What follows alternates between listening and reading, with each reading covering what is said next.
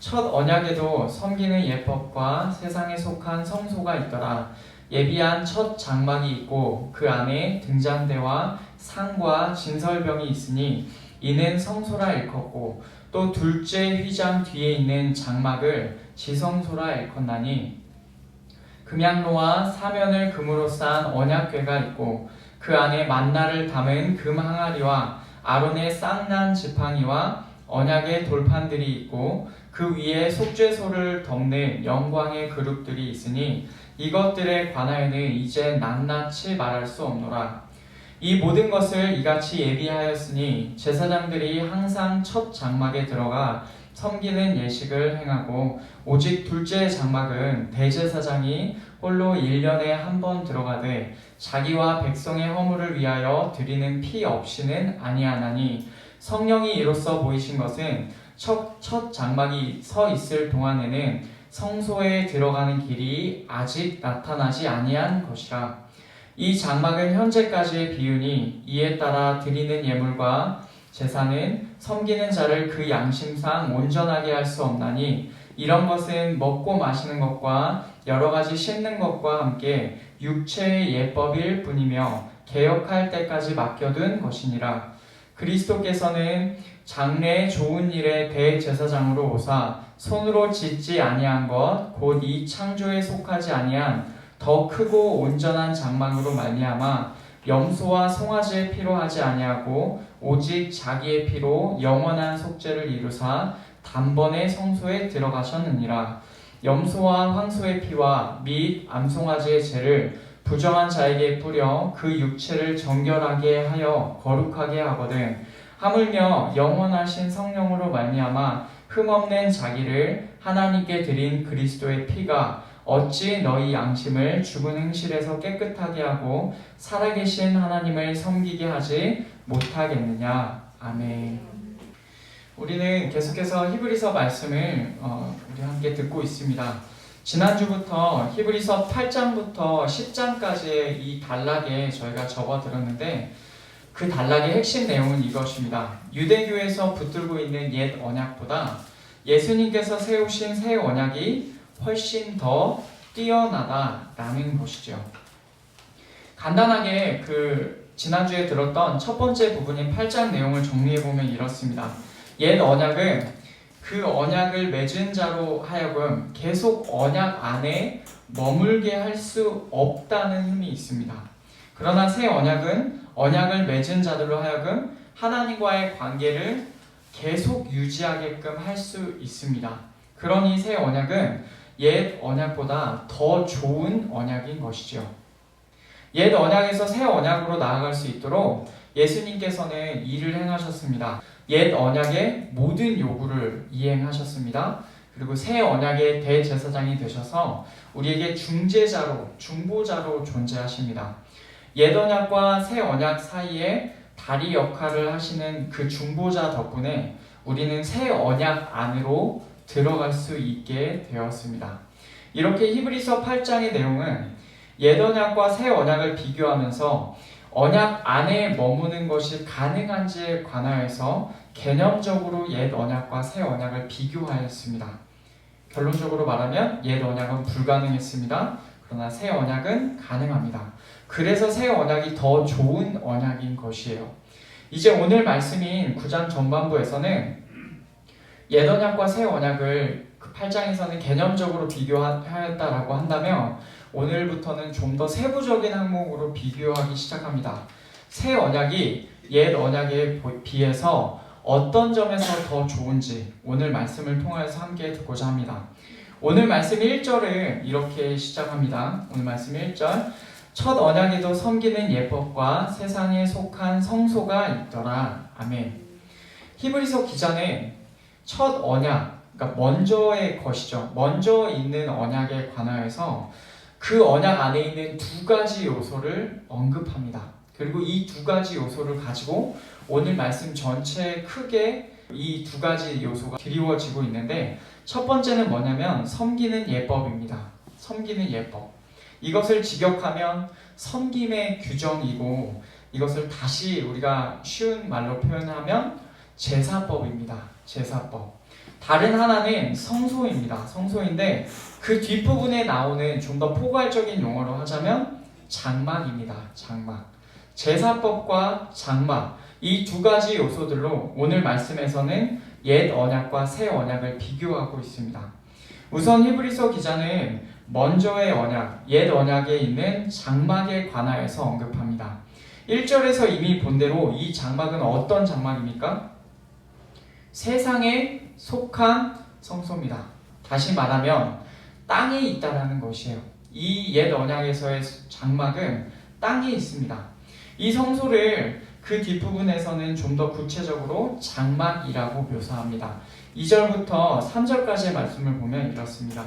예비한 첫 장막이 있고 그 안에 등잔대와 상과 진설병이 있으니 이는 성소라 일컫고 또 둘째 휘장 뒤에 있는 장막을 지성소라 일컫나니 아멘. 옛 언약에는 땅에 있는 장막이 있습니다. 이 장막은 두 부분으로 나누어집니다. 첫 번째 부분은 그 안에 등잔대와 상, 그 둘 다를 가지고 있고 진설병까지 있는 곳이에요. 이곳이 어디입니까? 우리가 성소라고 부르는 것입니다. 성막 안에, 장막 안에 있는 첫 번째 부분, 성소입니다. 이 성소는 그 성소에 들어가는 그 앞쪽의 입구에 휘장이 있어요. 그래서 입구를 가리고 있습니다. 이것이 여기서는 나오지 않지만 첫 번째 휘장입니다. 그리고 이 첫 번째 휘장을 지나 그 성소 안으로 들어가면 그 맞은편에 보이는 곳에 또 다른 휘장이 있습니다. 그것이 3절에서 말하는 둘째 휘장입니다. 이 두 번째 휘장은 성소의 안쪽에 있으면서 그 휘장 뒤에 있는 또 다른 장막을 가리고 있습니다. 이 또 다른 장막을 우리가 뭐라고 부르냐면 지성소라고 부릅니다. 다시 말하면 옛 언약의 장막은 입구의 휘장이 가리고 있는 성소와 그리고 그 성소 안에 있는 또 다른 휘장이 가리고 있는 지성소로 되어 있는 것이죠. 이 지성소는 좀 더 다른 특징이 있는데 그것이 4절과 5절 말씀에서 나옵니다. 우리 같이 읽겠습니다. 금양로와 사면을 금으로 싼 언약궤가 있고 그 안에 만나를 담은 금 항아리와 아론의 쌍난 지팡이와 언약의 돌판들이 있고 그 위에 속죄소를 덮는 영광의 그룹들이 있으니 이것들에 관하여는 이제 낱낱이 말할 수 없노라. 아멘. 지성소 안에는 금향로가 있고 금으로 모든 면들을 덮은 언약궤가 있습니다. 그 언약궤 안에는 만나가 있는 금 항아리가 있고 싹이 난 아론의 지팡이와 언약의 돌판들이 들어 있습니다. 그리고 그 언약궤, 네모난 그 언약궤 위에는 그 언약궤와 딱 맞는 사이즈로 속죄소가 있습니다. 이것은 언약궤를 덮는 느낌으로 있어요. 그리고 이것은 제가 좋아하는 다른 번역으로는 속죄판이라고 하는 게 더 저는 좋다고 보는데 속죄판이라고 볼 수도 있는데 이 속죄판 위에는 그룹들이 천사의 모양을 한 그룹들이 날개를 펼쳐서 그 속죄판을 덮고 있습니다. 이 내용은 출애굽기와 레위기를 자세히 읽어서 머릿속에 그림이 그려지면 더 이해가 잘 되실 겁니다. 그런데 이 중에서 우리가 한 가지 의문이 생깁니다. 여기서 나오는 금향로의 경우에는 원래 지성소에 있는 물품이 아닙니다. 여러분 이것이 무엇입니까? 금향로 들어보신 적 있습니까? 향로가 지성소 안에 나오는 것은요. 구약 성경에서 레위기 16장에 등장합니다. 레위기 16장 그 배경이 뭐냐면 속죄일에 제사를 드릴 때 아론이 향로를 가지고 휘장 안으로 들어가야 됩니다. 그 내용에서 이 지성소 안에 있는 향로에 대한 얘기가 나오는데 레위기 16장 11절부터 13절까지의 말씀을 제가 읽겠습니다.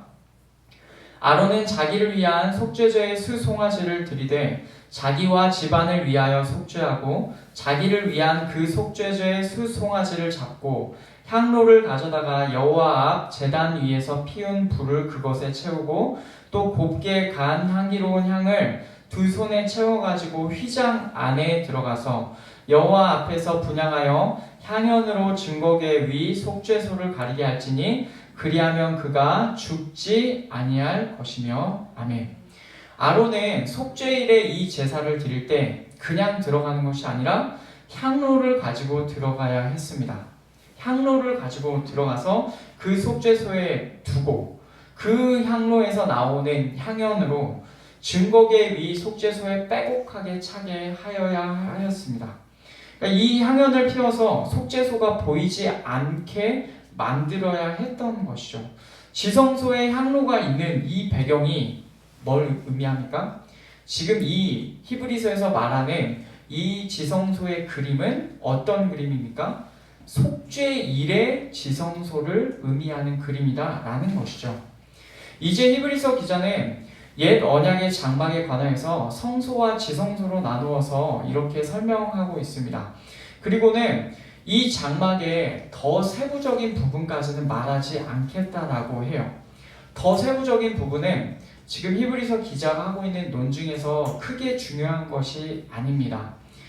여기까지 옛 언약의 장막을 살펴보았는데 정리하면 크게 세 가지 특징이 있습니다. 옛 언약의 장막은 땅에 있고 성소와 지성소로 나뉘며 지성소는 휘장이 가로막고 있습니다. 히브리서 기자는 계속해서 그 장막에서의 섬김의 규정, 다시 말하면 제사법에 관하여서 6절부터 10절까지의 말씀에서 언급하는데 먼저 6절 말씀을 제가 읽겠습니다. 이 모든 것을 이같이 예비하였으니 제사장들이 항상 첫 장막에 들어가 섬기는 예식을 행하고. 아멘. 이것들, 즉 성소와 지성소를 의미하는 옛 언약의 장막은 이렇게 예비되었고 이렇게 지어져 있습니다. 이제 히브리서 기자는 이 장막이 어떻게 운영이 되는가에 관하여서 설명을 합니다. 다시 말하면 제사법을 지금부터 이제 설명하기 시작하는 것이죠. 제사장들은 섬기는 예식을 행하기 위하여서 첫 장막, 먼저의 장막 안으로 항상 날마다 들어갑니다. 이 먼저의 장막은 뭘 의미하냐면 그 장막이 두 가지로 나눠져 있는 첫 번째 부분이에요. 성소를 말합니다. 성소를 말하는데 제사장들은 하나님을 섬기는 일을 하려고 매일 성소 안으로 들어갑니다. 7절 말씀에서는 두 번째 장막, 지성소에 관하여서도 언급합니다. 우리 7절 말씀 같이 읽겠습니다. 오직 둘째 장막은 자기와 백성의 허물을 위하여 드리는 피 없이는 아니하나니. 아멘. 두 번째 장막 지성소는요, 제사장들이 매일 들어가지 않아요. 이것은 그리고 제사장들이 들어가는 것이 아니라 대제사장만 들어갑니다. 그리고 1년에 한 번만 들어갈 수 있습니다. 언제 들어가죠? 속죄일에 들어갑니다. 그런데 그렇게 들어가는데도 조건이 있어요. 자신과 백성의 허물을 위하여 드리는 피 없이는 안 됩니다.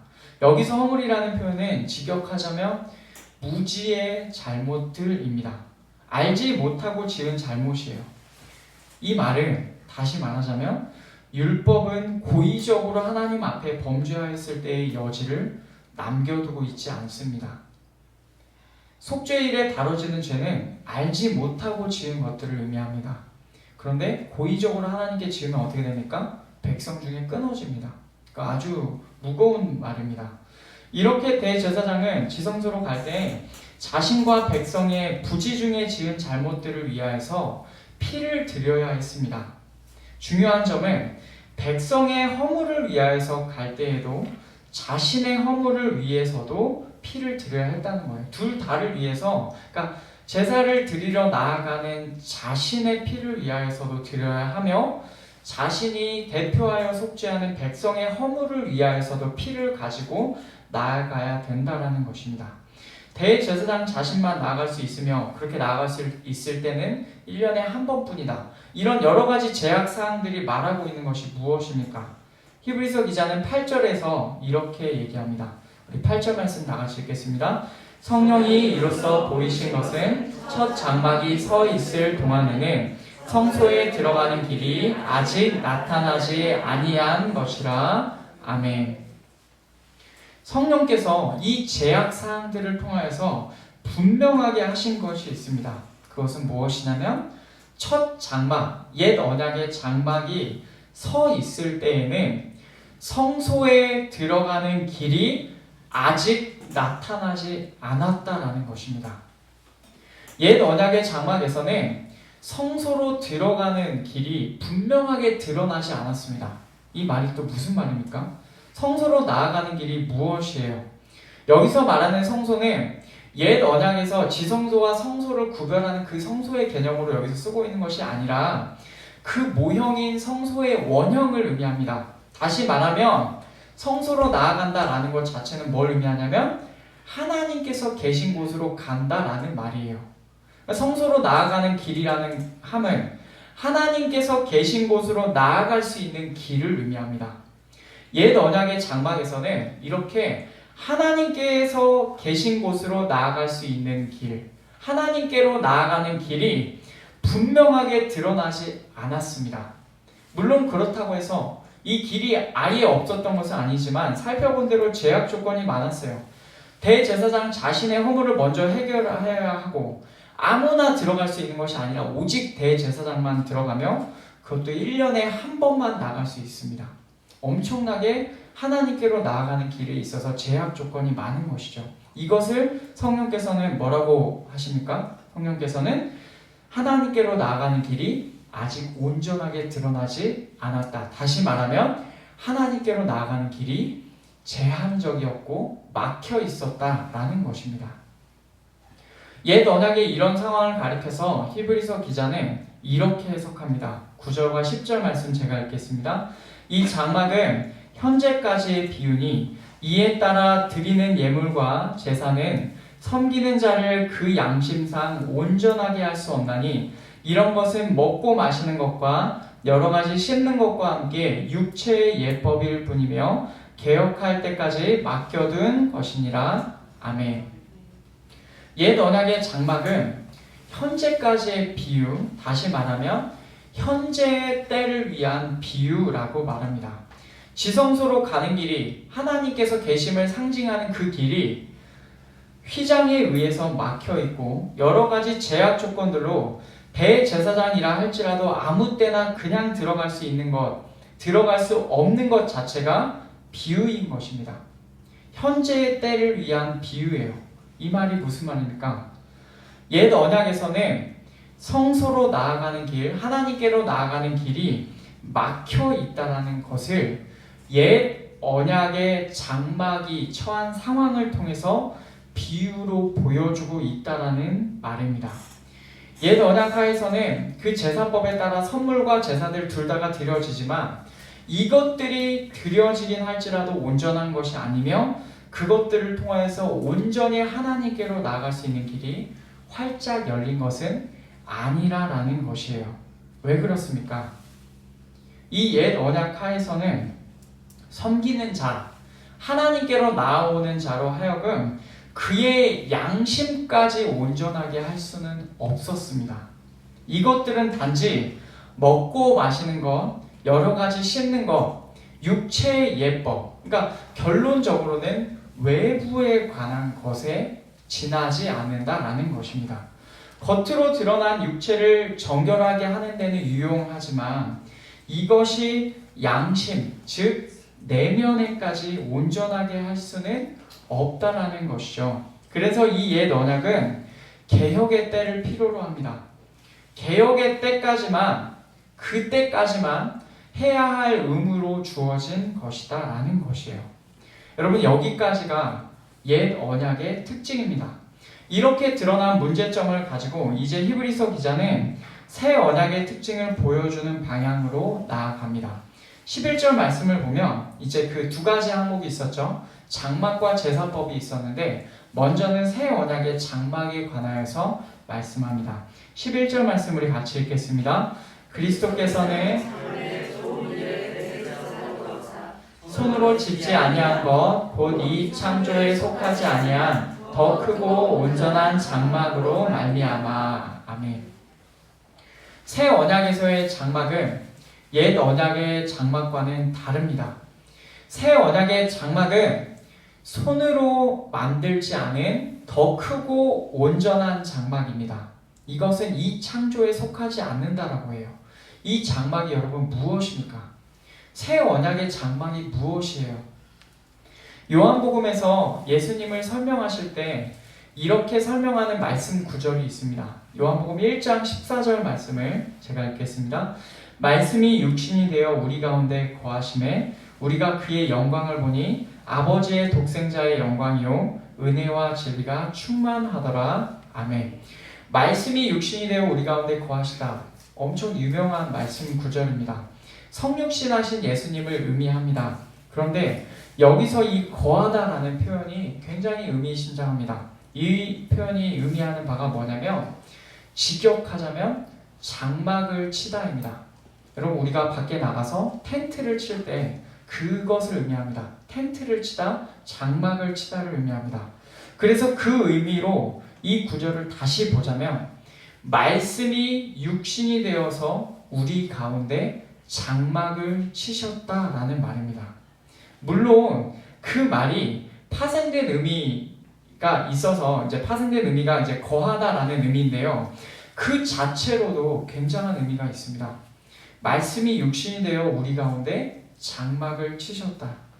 즉, 새 언약에서의 장막은 사람으로 오신 하나님의 아들 예수님 자신이십니다. 당신께서 이 땅에 육신이 되어 오심으로 우리 가운데 장막을 치신 겁니다. 그 새 언약에서는 예수님이라는 장막을 통하여서 하나님께로 나아갈 수가 있고 하나님을 만날 수가 있습니다. 이것이 장막, 다시 말하면 성막의 원래 기능이에요. 나아가서 하나님을 뵙는 것. 근데 그 옛 언약에서의 성막이 이제는 새 언약에서는 예수님 자신이 그 역할을 하신다라는 것입니다. 예수님이라는 장막을 통해서 새 언약에서는 하나님께로 나아갈 수 있고 하나님을 뵐 수 있습니다. 이제 히브리서 기자는 계속해서 새 언약의 제사법에 관하여서 설명합니다. 11절 12절 제가 다시 읽겠습니다. 그리스도께서는 장래의 좋은 일의 대제사장으로 오사 손으로 짓지 아니한 것 곧 이 창조에 속하지 아니한 더 크고 온전한 장막으로 말미암아 염소와 송아지의 피로 하지 아니하고 오직 자기의 피로 영원한 속죄를 이루사 단번에 성소에 들어가셨느니라. 아멘. 옛 언약에서는 염소와 송아지의 피를 통하여 제사를 드리는 것이 규정이었습니다. 그런데 새 언약에서는 자기의 피를 드립니다. 누구의 피입니까? 예수 그리스도의 피를 드려요. 예수님께서는 당신의 피로 말미암아 영원한 속죄를 이루셔서 한 번의 성소에 들어가셨습니다. 이것이 옛 언약의 한계와 대조되는 부분입니다. 옛 언약에서는 대제사장만 1년에 한 번 들어갈 수 있었습니다. 이 말은 매년 계속 지속적으로 들어가야 한다는 것을 함축하고 있습니다. 1년에 한 번 들어간다는 것은 1년에 한 번 들어가는가 보다라고 생각할 수 있는데 다른 말로 얘기하면 매년 들어가야 된다라는 것이에요. 그리고 한 번의 속죄를 위해서 대제사장 자신을 위해서도 피가 필요하고 백성을 위해서도 피가 필요합니다. 그러나 이 모든 옛 언약의 한계를 예수님께서는 당신 자신의 피로 한 번의 영원한 속죄를 이루셨습니다. 이제 더 이상 매년 들어갈 필요도 없고 다시 다른 제사를 드려서 속죄를 이룰 필요도 없습니다. 예수님께서 성소에 들어가셨다라는 말씀은 예수님께서 하나님께서 계신 곳으로 들어가셨다라는 것을 의미합니다. 모형을 의미하는 땅의 성소가 아니라 원형을 의미하는 하늘의 성소에 들어가셨음도 의미합니다. 하늘의 참된 성소, 즉 하나님의 보좌가 있는 곳이죠. 그곳으로 들어가셨다라는 거예요. 더 이상 제한적인 모형의 수준이 아니라 참된 원형의 수준인 것이죠. 이 새 언약은 정말로 완벽한 원형의 언약인 것을 우리가 이 비교를 통해서 알 수가 있는 것입니다. 이렇게 새 언약의 장막과 제사법을 설명하던 히브리서 기자는 이제 13절과 14절 말씀에서 옛 언약과 새 언약을 대비하면서 한 가지 질문을 던집니다. 우리 13절, 14절 말씀 같이 읽겠습니다. 염소와 황소의 피와 및 암송아지의 죄를 부정한 자에게 뿌려 그 육체를 정결하게 하여 거룩하게 하거든 하물며 영원하신 성령으로 말미암아 흠없는 자기를 하나님께 드린 그리스도의 피가 어찌 너희 양심을 죽은 행실에서 깨끗하게 하고 살아계신 하나님을 섬기게 하지 못하겠느냐. 아멘. 옛 언약에서는 염소와 황소의 피 그리고 암송아지의 죄를 필요로 합니다. 염소와 황소의 피가 의미하는 것은 속죄일의 제사를 의미합니다. 속죄일의 제사 때 이 두 가지가 필요한데 레위기 16장 14절 15절 말씀에 보면 그 두 가지가 나옵니다. 그는 또 수송아지의 피를 가져다가 손가락으로 속죄소 동쪽에 뿌리고 또 손가락으로 그 피를 속죄소 앞에 7번 뿌릴 것이며 또 백성을 위한 속죄제 염소를 잡아 그 피를 가지고 휘장 안에 들어가서 그 수송아지의 피로 행함 같이 그 피로 행하여 속죄소 위와 속죄소 앞에 뿌릴지니. 아멘. 염소와 황소의 피가 속죄일의 제사 때 필요하였습니다.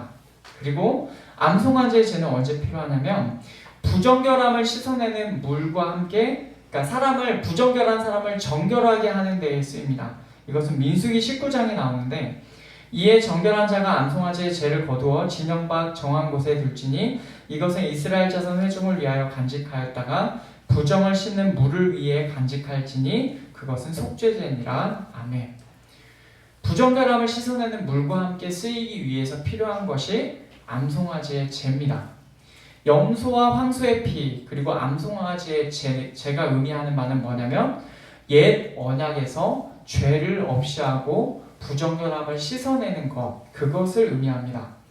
여기서 히브리서 기자가 이 짐승들의 피와 죄를 언급하는 이유에 관하여서 다시금 이렇게 설명을 합니다. 14절 하물며 영원하신 성령으로 말미암아 흠없는 자기를 하나님께 드린 그리스도의 피가 어찌 너희 양심을 죽은 행실에서 깨끗하게 하고 살아계신 하나님을 섬기게 하지 못하겠느냐. 아멘. 이 13절과 14절 말씀을 보면 옛 언약에서도 짐승들의 피와 죄를 통하여서 정결하게 하고 거룩하게 하는 효과가 있다라는 겁니다. 그렇게 짐승들의 피와 죄도 효과가 있다면 그리스도의 피는 얼마나 더 효과적이겠냐라는 말이에요. 새 언약에서 피를 흘리신 그리스도는 그 짐승들과 비교해 볼 때 달라요. 영원하신 성령을 통하여서 흠없이 자신을 하나님께 드리신 분입니다. 옛 언약의 제물보다 얼마나 더 거룩하며 얼마나 더 비교할 수 없을 정도로 거룩하신 분이십니까? 새 언약의 제물은 허물도 없고 죄도 없고 아무 흠잡을 데도 없으며 하나님에 의해 세워지셨습니다. 얼마나 완벽한 제물입니까? 그러니 기존의 짐승들의 피와 죄도 효과가 있다라고 한다면 이 완벽한 제물에서 흐른 피는 얼마나 더 완벽한 효과를 내겠느냐라는 것이에요. 옛 언약에서는 도무지 이룰 수 없었던 효과까지 이루지 않겠습니까? 그래서 새 언약에서는 우리의 양심을 죽은 행실로부터 살아계신 하나님을 섬기도록 얼마나 더 정결하게 하실 수 있겠습니까? 옛 언약에서는 섬기는 자의 육체적인 정결하게 함은 가능하게 하였지만 그 양심까지는 정결하게 하지 못하였습니다. 겉모습만 정결하게 한 겁니다. 그러나 새 언약에서는 그 양심, 그 내면에까지 정결하게 하여서 진정으로 하나님을 섬기게 할 수 있습니다. 그래서 마침내 새 언약에 이르러서야 옛 언약에서 추구하던 참된 목표를 달성할 수 있게 된 것이죠. 그 목표가 무엇입니까? 깨끗한 양심을 가지고 살아계신 하나님을 섬기는 일입니다. 옛 언약에서는 매년 반복적으로 해도 이 목표를 온전히 이룰 수 없었지만 새 언약에서는 한 번의 제사로 말미암아 이 목표를 이룰 수 있었습니다. 그럼 이 오늘 말씀이 우리에게 말해주는 게 어떤 의미가 있습니까? 옛 언약과 새 언약은 여러분 동일한 목표가 있습니다. 그것은 뭐냐면 깨끗한 양심을 가지고 하나님을 섬기게 하는 것입니다. 제사를 드리는 자로 하여금 정말로 깨끗한 양심을 가지고 이제 하나님을 잘 섬길 수 있게 하는 것이 목표입니다. 여러분, 양심이 무엇입니까? 하나님께서 기뻐하시는 것과 아닌 것을 인식하고 분별할 수 있는 것을 말합니다. 섬김은 무엇이에요? 살아계신 하나님을 섬기는 것, 살아계신 하나님께 엎드리는 것을 말합니다. 그렇다면 옛 언약이 아니라 새 언약을 받은 자로서 우리는 예수님의 중보의 역할을 우리가 알고 믿고 그 효력을 누리고 있는 우리는, 그래서 새 언약 안으로 이미 들어와 있는 우리는 과연 그 목표를 달성하고 있습니까? 깨끗한 양심을 가지고 우리 안에서 하나님을 섬김이 있습니까? 하나님께서 우리에게 원하시는 바는 이 두 가지입니다. 깨끗한 양심을 가지고 하나님을 섬기는 것. 그저 외면적으로만 그럴싸하게가 아니라 이제는 내면이 바뀌어서 참되게 하나님을 섬기는 것을 하나님께서 원하고 계십니다. 이제는 더 이상 어떤 환경이 우리에게 핑계가 될 수가 없습니다. 옛 언약에서는 제한적으로 목표가 이루어졌습니다. 염소와 송아지의 피, 암송아지의 제. 그러나 새 언약에서는 확실하게 그 목표가 이루어질 수 있습니다. 그리스도의 피로 말미암아서요. 염소와 송아지보다도 비교할 수 없이 위대하신 그리스도께서 우리에게 얼마나 확실한 효과를 주시겠습니까? 그러니 이제 우리는 정말로 깨끗한 양심을 가지고 하나님을 섬겨야 합니다. 하나님께서 우리에게 그것을 기대하고 계시는 것이죠. 과거의 옛 언약에서 추구하던 바였으나 실제로는 이루어지지 못했던 이 양심을 깨끗하게 하는 일이 새 언약에서는 확실하게 이루어질 수 있습니다. 그러니 이제 새 언약의 대제사장을 가지고 있는 우리는 정말로 그렇게 우리의 삶을 내어드려야 하겠습니다. 만약 우리에게 깨끗한 양심을 가지고 하나님을 섬기는 일이 없다라고 한다면 우리가 우리의 모습을 돌아볼 때 내 안에 정말로 하나님 앞에서 정직한 양심을 가지고 하나님을 섬기고 있지 못하다라는 마음이 드시면 우리는 다시금 돌아가야 합니다. 새 언약의 대제사장을 제대로 마주하는 대로 다시 돌아가서 그곳에서 새 언약의 대제사장을 만나고 그분의 피의 확실한 효과에 힘입어서 이제는 우리의 내면이 완전히 거듭나야 하겠습니다. 말씀을 맺겠습니다. 모형으로서의 옛 언약과 원형으로서의 새 언약은 장막과 제사법에 있어서 그 형태는 다르지만 동일한 목표를 가지고 있습니다. 사람들로 하여금 깨끗한 양심을 갖게 하고 하나님을 참되게 섬기게 하는 것입니다. 옛 언약에서 염소와 송아지의 피로 부분적이나마 그 효력이 있었지만 그 효력은 턱없이 부족하였습니다. 그래서 매년 다시 드려야 했고 제약사항도 참 많았습니다. 그러나 새 언약에서는 영원하신 성령을 통해서 자신을 한 번에 들이신 흠이 없으신 그리스도의 피로 말미암아 그 효력을 확실하게 달성할 수가 있었습니다. 이제 새 언약 안에 있는 우리는 매일의 삶에서 그 목표를 위해서 살아가야 하겠습니다. 깨끗한 양심, 선한 양심, 화인 맞지 않은 양심, 그래서 끝까지 정직하게 하나님 앞에서 설 수 있는 양심, 나의 모습을 정직하게 들여다볼 수 있는 양심, 그 양심을 가지고 살아계신 하나님을 섬겨야 합니다. 내 육신과 내 자신의, 내 욕망의 필요를 따라 사는 것이 아니라 살아계신 하나님께서 기뻐하시는 바대로 하나님께서 기뻐하시는 것을 인식하고 그 일에 내 자신을 드리는 삶을 위해서 나아가야 됩니다. 우리를 향해 효력 있게 흘려주신 그리스도의 피를 기억하고 우리의 삶에서 이제는 선한 양심을 가지고 우리를 향하신 하나님의 말씀을 분별하며 살아계신 하나님을 우리의 온만 나에 섬기는 우리 모든 성도들이 되시기를 간절히 원합니다.